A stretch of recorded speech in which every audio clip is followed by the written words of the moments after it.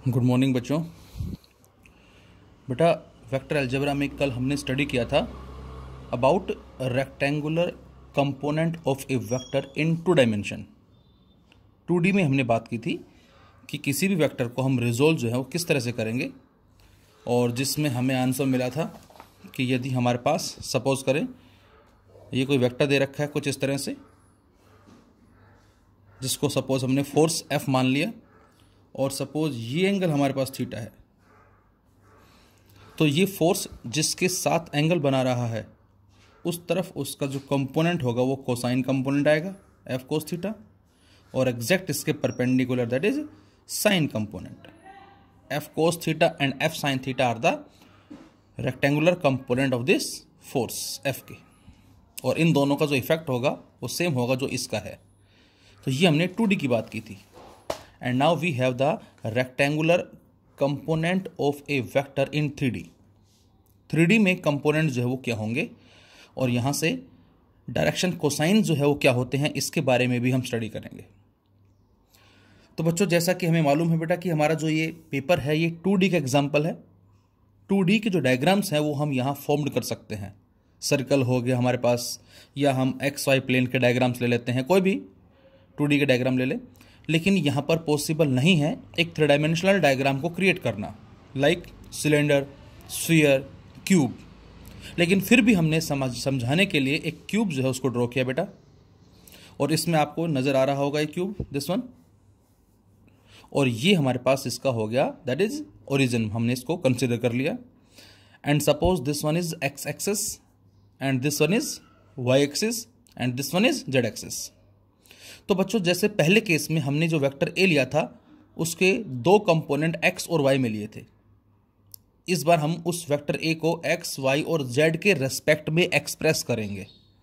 तो उसके लिए हमने एक वेक्टर ले लिया बेटा A, जिसको मैंने इस रेड एरो से रिप्रेजेंट किया है, दिस इज वेक्टर A। और जो X एक्सिस में है बेटा ये, जिसको मैंने OQ का नाम दिया, इस OQ को हमने क्या मान लिया, AX वेक्टर मान लिया, जो आपको डायग्राम में फिलहाल नीचे नजर आ रहा होगा क्योंकि दोनों साइड पैरेलल हैं। तो ये जो OQ है बेटा ये इस RT के पैरेलल है, RT, इसको AX का नाम देंगे हम। ये जो है बेटा O से लेकर S, ये OS किधर है, Y में है, इसको हमने AY वेक्टर का मान लिया, क्योंकि ये जो OS है ये पैरेलल किसके है, इस TP के पैरेलल है, TP जो कि AY, तो इसको AY वेक्टर मान लिया। और ये जो OR है दिस वन, इसको हमने AZ मान लिया, जो कि QT के पैरेलल है, ये AZ। तो आप कुछ ऐसे कह सकते हैं कि हमारे पास ये तो एक रिजल्ट वेक्टर हो गया। सपोज इस तरफ हमने क्या माना बेटा, इस तरफ हमने AX वेक्टर माना है, इस तरफ हमने क्या मान लिया, इस तरफ हमने AY वेक्टर मान लिया है, और कुछ इस तरफ हमने क्या मान लिया, AZ वेक्टर। एक्चुअल में AZ वेक्टर है कहाँ, ये ऊपर स्पेस में है, जिसको हम शो नहीं कर सकते हैं, और ये इन सभी का एक common single vector that is resultant vector A। तो इस डायग्राम में आपको साफ नजर आ रहा है, that is OP, this is the A vector, OQ this is the AX vector, OS this is the AY vector, and OR this is the AZ vector. तो ध्यान से देखेंगे सभी जरा। और इसके साथ साथ बच्चों हमने एक चीज और मानी है, क्या, we assume the vector A makes an angle alpha with X axis। हमने क्या माना, वेक्टर A जो है बेटा वो X एक्सिस से अल्फा एंगल बना रहा है, वेक्टर A Y एक्सिस से बीटा एंगल बना रहा है, and vector A Z axis के साथ गामा एंगल बना रहा है। ये जो रिजल्टेंट वेक्टर है ये X, Y और Z के साथ जो एंगल बना रहा है वो alpha, beta and gamma respectively जो आपको नजर आ रहे हैं। Now apply triangle law of vector addition in triangle OTP। अब जरा OTP ध्यान से देखें, O ये है, T ये है, P ये है, ध्यान से देखें OTP। एक वेक्टर है ये दैट इज OT वेक्टर, जहां ये कंप्लीट हुआ है वहां से दूसरा वेक्टर है TP। तो अब आप बताएं OT vector plus TP vector, मतलब OT और TP का जो रिजल्टेंट होगा वो क्या होगा। तो ट्राइंगल लॉ से कि जो क्लोजिंग साइड होती है वो पहले की तो टेल से दूसरे के हेड से गिव्स द रिजल्टेंट। इसका मतलब OT वेक्टर प्लस में TP vector equal to OP vector. ये हमने ट्राइंगल के कॉन्सेप्ट को यूज किया है, किसमें, फिर से OTP, OT एंड P। ये हमारा OT का मतलब ये वाला वेक्टर हो गया, TP का मतलब ये वेक्टर हो गया, और इसका बच्चों ये क्या है, रिजल्टेंट है। अब बात आती है कि हमने जो रिजल्टेंट जो है चुना है OP, जिसको लिखा हमने OT vector plus TP vector, हमने OT वेक्टर ही क्यों लिया, ध्यान से देखें जरा सभी। तो बेटा हम वेक्टर का जो चुनाव कर रहे हैं, यहाँ जो सिलेक्ट कर रहे हैं वो इस मैनर में सेलेक्ट करेंगे ताकि इस वेक्टर A को एक्सप्रेस करने के लिए हम तीनों को यूज कर सके, X को भी, Y को भी और Z को भी। अब आप जरा देखें इसमें, ये जो OP वेक्टर लिखा मैंने, it will be equal to OT vector plus TP vector. OT कौन सा है, ये है, TP कौन सा, ये। क्या इस TP वेक्टर को मैं पैरेलल लिख सकता हूं OS वेक्टर के, बिल्कुल लिख सकते हैं। ये जो TP है बेटा, ये किसके पैरेलल है, OS के पैरेलल है। तो इसका मतलब इसकी वैल्यू तो हमें पता लग गई TP की, कितना, AY वेक्टर। अब जरा OT वेक्टर देखें, OT वेक्टर है ये, दिस वन। अब यदि हम इसमें पैरेललोग्राम के कॉन्सेप्ट को अप्लाई कर दें तो means apply parallelogram law of vectors to the parallelogram OQRT, OQRT देखें जरा ध्यान से, ये हमारा क्या बन रहा है, पैरेललोग्राम बन रहा है। और पैरेललोग्राम में टेल टेल कॉम्बिनेशन होता है बेटा, देखें जरा, एक वेक्टर है ये OQ वेक्टर, एक वेक्टर है ये OR वेक्टर। तो इस OQ और इस OR का ये क्या कहलाएगा बच्चों, रिजल्टेंट कहलाएगा। ध्यान से देखें, इस OQ वेक्टर और इस OR वेक्टर का OT वेक्टर क्या है बेटा, रिजल्टेंट है। तो फिलहाल फर्स्ट वाले कॉन्सेप्ट से तो हमें क्या मिला, हमें मिला OT vector plus TP vector equal to OP vector. ये इसको हमने इक्वेशन 1 का नाम दिया।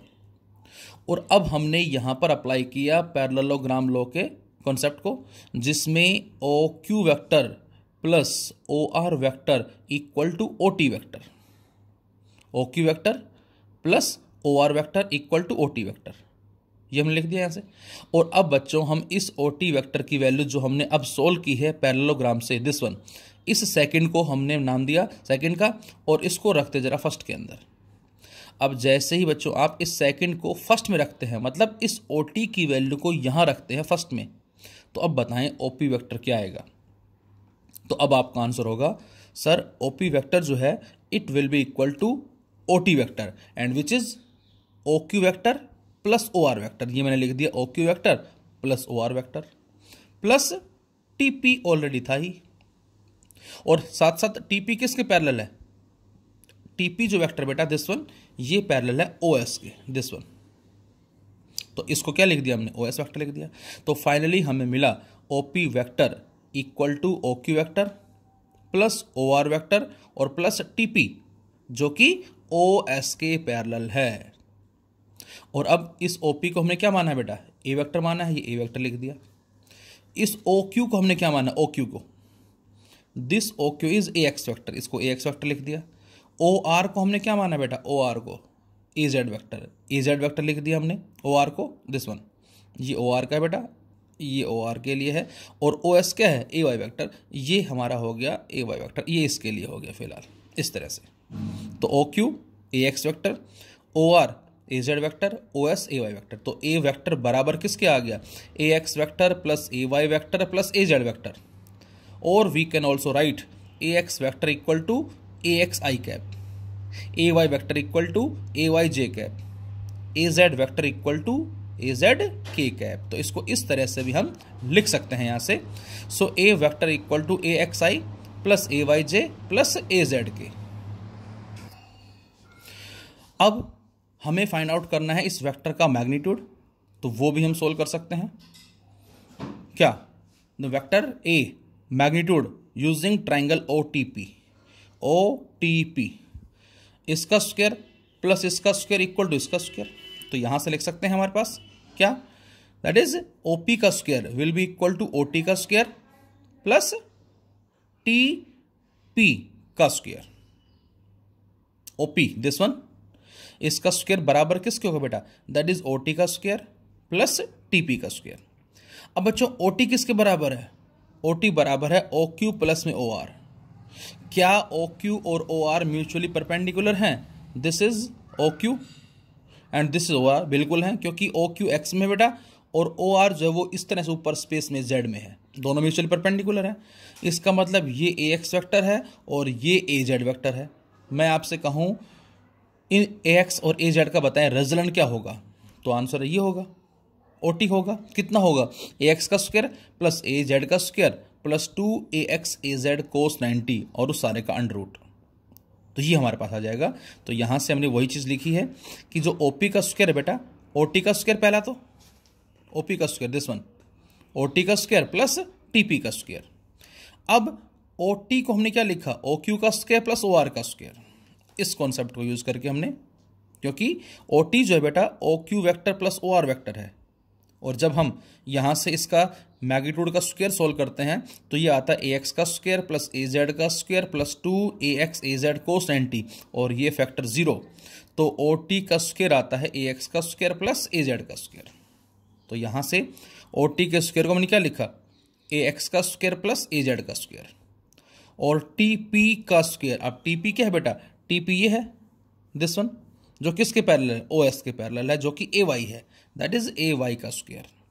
तो A square equal to A X का स्क्वायर प्लस ए वाई का स्क्वायर प्लस ए जेड का square. So A equal to क्या आ जाएगा, ए एक्स का स्क्वायर प्लस ए वाई का स्क्वायर प्लस ए जेड का स्क्वायर और इस सारे का अंडर रूट। इसको हमने मान लिया सपोज इक्वेशन 4। तो ये हमारा कहलाएगा वेक्टर ए का मैग्नीट्यूड।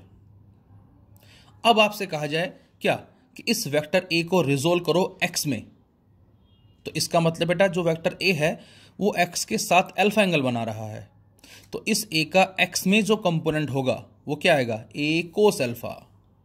तो इसका मतलब इस वेक्टर ए का एक्स में जो कंपोनेंट ए कोस अल्फा होगा, इसको मैंने ए एक्स लिख दिया।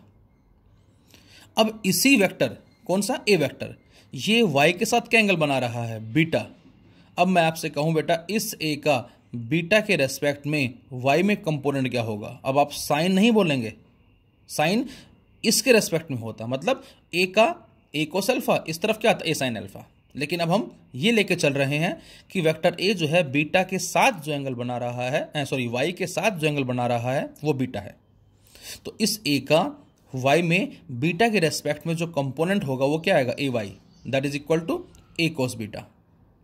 और यही वेक्टर ए जेड एक्सिस के साथ गामा एंगल बना रहा है, तो इसका जो कोसाइन कंपोनेंट आएगा, या ये कहें इसका जेड एक्सिस में जो कंपोनेंट आएगा गामा के रेस्पेक्ट में, that is A Z equal to A cos gamma. So we can say A X equal to A cos alpha, A Y equal to A cos beta, A Z equal to A cos gamma. तो बच्चों यहाँ से cos alpha क्या आ जाएगा, यहाँ से इस ए को नीचे ले जाएं बेटा हम। So cos alpha equal to A x by A, यहाँ से कोस बीटा क्या आ जाएगा, ए वाई बाई ए, ये ए एक्स बाई ए, ये ए वाई बाई ए, और कोस गामा क्या आ जाएगा, ए जेड बाई ए। तो ये हमें क्या मिल गए, cos alpha, cos beta, cos gamma, A x by A Y by A Z by A. और यहाँ से क्या है, यहाँ से है बेटा ए एक्स का स्क्वायर प्लस ए वाई का स्क्वायर प्लस ए जेड का स्क्वायर बराबर ए स्क्वायर। ये इक्वेशन याद रखना, अभी हम आगे इसको यूज करेंगे।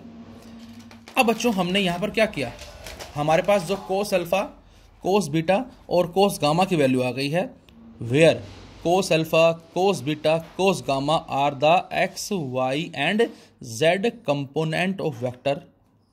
ये क्या है, ये तीनों के तीनों उस वेक्टर ए के एक्स वाई और जेड में कंपोनेंट हैं। और ए कैप क्या है बेटा, A cap is the unit vector which determine the direction of A. और अब आप इस ए कैप को कैसे कैलकुलेट करेंगे, तो आंसर है vector A upon its magnitude. So A cap which determine the direction of A, hence these are called as directions cosines of vector. ये जो cos alpha, cos beta and cos gamma बच्चों, इनको हम क्या बोलते हैं, direction cosines. तो directly exam में ये भी कह सकता है, कोई भी वेक्टर देके, क्या कोई भी वेक्टर आपको दे दिया और आपसे पूछा जाए find out the direction cosines, तो इसका मतलब we have to find out cos alpha, cos beta as well as cos gamma. So हमारे पास आया था कोस अल्फा बराबर A x by A, so we can write A X equal to A cos alpha. Cos gamma cos beta A Y by A, so A Y equal to A cos beta. और cos gamma क्या आया था बेटा, ए Z by ए, तो ए Z क्या आ जाएगा, ए cos gamma. और बच्चों इन तीनों को स्क्वायर करके ऐड कर दो अब आप, तो लेफ्ट में आ जाएगा ए एक्स का स्क्वायर प्लस ए वाई का स्क्वायर प्लस ए जेड का स्क्वायर। राइट साइड में A square cos square alpha plus A square cos square beta plus A square cos square gamma. और बच्चों यहाँ से ए स्क्वायर को हम कॉमन ले सकते हैं बेटा, तो लेफ्ट में ए एक्स का स्क्वायर प्लस ए वाई का स्क्वायर प्लस ए जेड का स्क्वायर, और राइट साइड में हमने ए स्क्वायर कॉमन ले लिया, अंदर कोस square alpha plus cos square beta plus cos square gamma. और ये क्या बन गया बच्चों, ए एक्स का स्क्वायर प्लस ए वाई का स्क्वायर प्लस ए जेड का स्क्वायर, ये बन गया ए स्क्वायर। तो ये सारा बन गया ए स्क्वायर के बराबर। तो इसका मतलब हम इस सारे को रिप्लेस किससे कर सकते हैं, ए स्क्वायर से। तो यहाँ हमने ए स्क्वायर लिख दिया equal to A square into cos square alpha plus cos square beta plus cos square gamma, और ए स्क्वायर से ए स्क्वायर कैंसिल आउट, तो फाइनली आ गया cos square alpha plus cos square beta plus cos square gamma equal to 1। तो ये भी हमारा exam में आता है, प्रूव दैट क्या the sum of square of direction cosines of a vector is always unity. इसको हम क्या बोलते हैं, इसको बोलते हैं the sum of squares of direction cosines of a vector is always unity.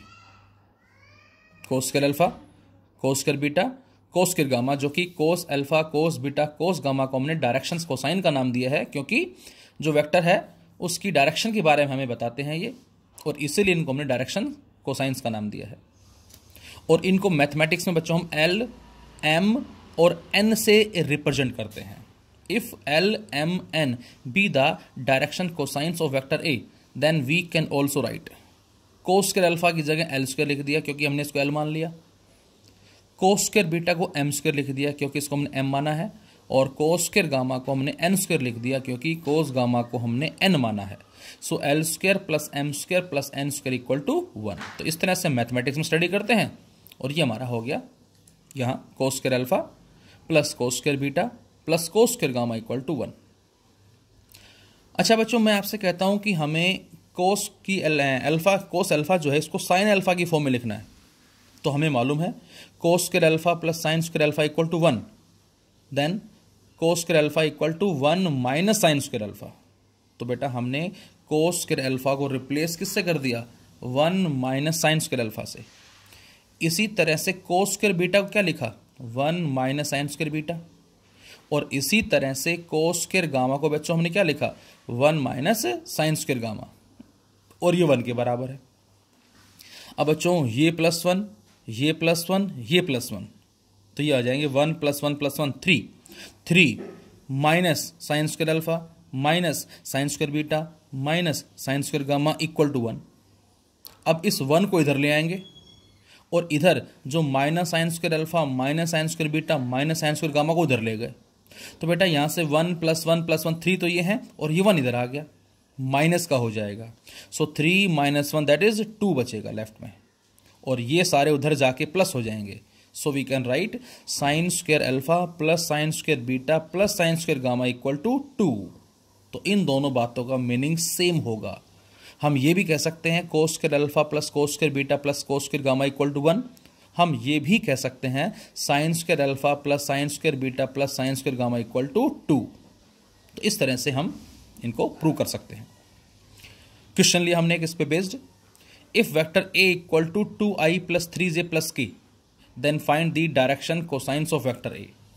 हमें बेटा बच्चों वेक्टर ए जो गिवन है बेटा इसके डायरेक्शन कोसाइन निकालने हैं, मतलब कोस alpha cos beta and cos gamma calculate करना है, जिसको हमने एल एम और एन का नाम दिया है। तो कोस अल्फा क्या होता है बेटा, A x by A, cos beta क्या होगा, ए वाई बाई ए, और कोस गामा क्या होगा, A Z by A, A Z by A. ये ए एक्स क्या है, आई कैप के साथ जो वैल्यू है वो, ए वाई क्या है, जे कैप के साथ जो वैल्यू है वो, ए जेड क्या है, के कैप के साथ वैल्यू है वो, और ए क्या है, वेक्टर ए का मैग्नीट्यूड। और वेक्टर ए का मैग्नीट्यूड हम निकालते हैं इस फॉर्मूले से, ए एक्स का स्क्वायर प्लस ए वाई का स्क्वायर प्लस ए जेड का स्क्वायर और सारे का अंडर रूट, ए एक्स का स्क्वायर 2 का स्क्वायर ए वाई का स्क्वायर 3 का स्क्वायर, ए जेड का स्क्वायर। अब के कैप के साथ बच्चों क्या है 1 का स्क्वायर, तो √14 क्या आ जाएगा बेटा, वेक्टर ए का magnitude. So cos alpha equal to that is A x by A x is 2 तो 2 by √14, cos beta A y is 3 by A √14 and cos gamma A Z by A z is 1 and A is √14। तो ये आ जाएंगे direction cosines 2 by √14, 3 by √14 as well as 1 by √14। इसी question को इस तरह से पूछा जा सकता है आपसे, determine the angles which the vector A makes with x Y and z axis. वो इस तरह से भी क्वेश्चन हमसे पूछे जा सकते हैं। Determine the angles which the vector A this one makes with x Y and z axis. अभी अभी जो हमने 3 डायमेंशन वाला पढ़ा आर्टिकल, इसमें बेटा जो हमने एज्यूम किया था क्या कि वेक्टर ए जो है वो एक्स के साथ अल्फा बना रहा है, वाई के साथ बीटा बना रहा है और जेड के साथ गामा बना रहा है। तो वही हमसे पूछे हैं क्या कि ये वेक्टर जो ए है ये एक्स वाई जेड के साथ कितने एंगल बना रहे हैं, मतलब we have to find out alpha beta and gamma. तो बच्चों सबसे पहले यहां से आप A x A y A z बताएं क्या होगा। तो आई कैप के साथ ए एक्स होगा, जे कैप के साथ ए वाई होगा और के कैप के साथ ए जेड होगा। तो ये हमें पता लग गए 5 0 5। अब आप कैलकुलेट करें वेक्टर ए का मैग्नीट्यूड, ए एक्स का स्क्वायर प्लस ए वाई का स्क्वायर प्लस ए जेड का स्क्वायर और इस सारे का अंडर रूट, ए एक्स 5 का स्क्वायर 25, ए वाई 0 का स्क्वायर, ए जेड 5 का स्क्वायर। तो 25 प्लस 25 √50 और इसको हम 5 √2 भी लिख सकते हैं। सो वेक्टर ए का जो मैग्नीट्यूड आ गया बच्चों वो आ गया 5 √2। और अब आप बताएं कोस अल्फा क्या होगा बेटा, A x by A x कितना है बच्चों 5, ए कितना आ गया 5 √2। तो जब इसको हम डिवाइड करेंगे सोल्व करेंगे तो ये बचेगा 1 बाई √2। और बच्चों कोस की वैल्यू 1 बाई √2 कब होती है, cos alpha is 1 by √2 means alpha equal to 45 degree. तो यहां से पता लग गया कि वेक्टर ए जो है बेटा वो एक्स एक्सिस के साथ 45 डिग्री एंगल बना रहा है। Similarly cos beta A Y by A, अब बच्चों ए वाई तो 0 है तो 0/5 √2 दैट इज 0। अब कोस बीटा इक्वल टू 0 इसका मतलब बीटा 90 डिग्री। तो इसका मतलब वेक्टर ए जो बेटा वो वाई एक्सिस के साथ कितना एंगल बना रहा है, तो आंसर होगा 90 degree. And similarly cos gamma which is equal to A Z by A z is 5, A is 5 √2 so again 1 by √2। So cos gamma 1 by √2 then gamma is equal to 45 degree. तो इसका मतलब vector A जो है वो Z के साथ भी 45 degree angle बना रहा है। So we can say vector A makes an angle 45 degree with x axis, 90 degree with y axis and 45 degree with z axis. इस तरह से एक हमने रेक्टेंगुलर कंपोनेंट ऑफ 2D पे क्वेश्चन बच्चों और लिया, जिसमें अक्सर ट्राइंगल या स्क्वायर का हमें क्वेश्चन गिवन मिलता है, जिसमें हमें क्या गिवन है बेटा, ये एक स्क्वायर दे रखा है और इस स्क्वायर के कॉर्नर पे ABCD 4 पर्सन है जो कि इनिशियली रेस्ट के अंदर है और इस स्क्वायर की साइड हमें ए दे रखी है। अब चारों पर्सन ने एक दूसरे की तरफ ट्रेवल करना स्टार्ट कर दिया with a uniform speed v। ए चल रहा है बी की तरफ v, बी चल रहा है सी की तरफ v से, सी चल रहा है डी की तरफ v से और डी चल रहा है ए की तरफ v से। और ये v क्या है, यूनिफॉर्म है। तो अब आपको बताना है कि चारों चारों कितने टाइम में या किस टाइम में आपस में मिलेंगे। और जब ये क्वेश्चन पूछा जाता है बच्चों से तो बच्चे कहते हैं सर कैसे मिलेंगे, जब ए बी पे पहुंचेगा जितने टाइम में उतने टाइम में बी सी पे पहुंच जाएगा, उतने टाइम में सी डी पे पहुंच जाएगा और उतने टाइम में डी ए पे पहुंच जाएगा। तो ये चारों घूमते ही रहेंगे, आपस में नहीं मिलेंगे। लेकिन जरा ध्यान से देखें इस क्वेश्चन को, इस तरफ जा रहा है वेलोसिटी v। अब मैं आपसे कहूं यहां पर ऐसी कोई पॉसिबिलिटी ढूंढें, आप सर्च करें कि जहां वो चारों मिल सके। तो सबसे पहले जब ए बी पे पहुंचेगा तो बी सी पे, सी डी पे और डी ए पे। तो मतलब ए की पोजीशन ये आएगी, बी की पोजीशन ये आ जाएगी, सी की पोजीशन ये आ जाएगी और डी की आ जाएगी। यहाँ इस पॉसिबिलिटी में हम कह सकते हैं क्या कि सर हमें कुछ आंसर नज़र नहीं आ रहा। लेकिन मैं ये कहूँ ए जा रहा है ओ की तरफ, बी जा रहा है ओ की तरफ, C जा रहा है O की तरफ, D जा रहा है O की तरफ, तो हम आंसर देंगे क्या, यस, इस पॉइंट पे चारों मिल सकते हैं। लेकिन कैसे मिलेंगे, वो तो B की तरफ जा रहा है। क्या हम इस A को रिजोल्व कर सकते हैं कंपोनेंट में, बिल्कुल कर सकते हैं। तो बच्चों इस V जो कि ये कंप्लीट एंगल कितना बेटा 90 डिग्री, तो ये कितना होगा 45। तो यदि ये V है तो इस V का इस तरफ कंपोनेंट क्या आएगा V cos 45। इसका मतलब ये चले इधर V cos 45 से, ये चले इधर V cos 45 से, ये चले इधर V cos 45 से, और ये चले इधर V cos 45 से। तो उस केस में इन चारों के मिलने की पॉसिबिलिटी बन सकती है कहाँ, एट पॉइंट O। तो क्वेश्चन में हमें ये गिवन है 4 persons A, B, C and D are initially at rest at 4 corners of a square of side A.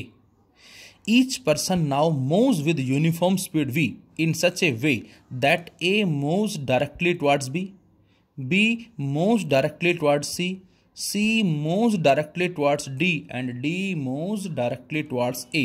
Show that the 4 person meet at a time। अब बच्चों इसमें हमें time दे दिया ऑलरेडी A by V। वो ये भी कह सकता है कि इनके टाइम की वैल्यू बताओ जब ये आपस में मिलेंगे। तो इसका मतलब वो कहाँ मिले, तो आंसर है O पे मिले, O पे मिले। कौन लेकर आया, V cos 45 लेकर आया। अब हमें पता है बेटा कि V जो है वो बराबर किसके होती है, S by T। Velocity equal to displacement upon time, या speed equal to distance upon time. तो यहाँ से टाइम कितना आ जाएगा, यहाँ से जो T आएगा हमारे पास that is equal to displacement upon velocity. Displacement यहाँ से यहाँ तक का डिस्टेंस कितना O है, क्योंकि यहाँ पर तो मिलेंगे, तो चारों इतना डिस्टेंस ट्रेवल करेंगे, ये यहाँ, ये यहाँ, ये यहाँ और ये यहाँ। तो ये तो डिस्टेंस हो गया OA, और किस वेलोसिटी से आए हैं, V cos 45 से आए हैं। तो इसका मतलब डिस्टेंस कितना होगा, ये। अब बच्चों ये A है, ये A है, तो ये डायगोनल साइड कितनी आ जाएगी, √2A। हमें तो इसका हाफ चाहिए, तो √2A का हाफ कर दे A by √2। तो बच्चों A by √2 क्या आ गया, ये आ गया डिस्टेंस दोनों ने ट्रैवल किया, और किस रफ्तार से ट्रैवल किया, V cos 45 से, और cos 45 1 by √2, वो √2 से कट जाएगा, तो फाइनली मिलेगा T equal to A upon V। ये हमें आंसर मिलेगा, इतने टाइम में चारों मिलेंगे। बच्चों इसी में क्वेश्चन हमारा एक इक्विलैटरल ट्राइंगल का भी हो सकता है। ये A है, ये B है और ये C है, और साइड हमें A दे दी है। A चल रहा है B की तरफ, B चल रहा है C की तरफ, C चल रहा है A की तरफ। क्या कहा मैंने, A चल रहा है B की तरफ V से, B चल रहा है C की तरफ V से, C चल रहा है A की तरफ V से। अब ये एंगल कितना है बच्चों, 60 डिग्री है। और वही सेम चीज़ पूछी जाए कि कितने टाइम में ये तीनों के तीनों मिलेंगे, तो इसका क्या आंसर होगा, ये आप खुद ट्राई करें। हिंट मैं आपको थोड़ा सा दे देता हूँ।